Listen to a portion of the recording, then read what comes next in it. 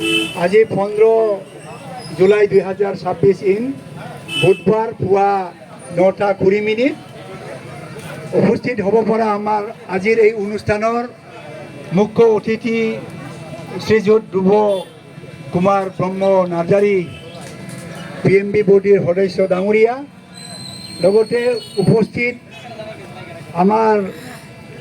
এই জারাগুড়ি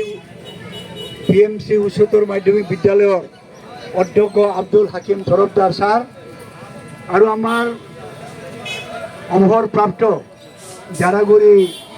PMC higher secondary विनम्रभावे अनुरोध करिछु।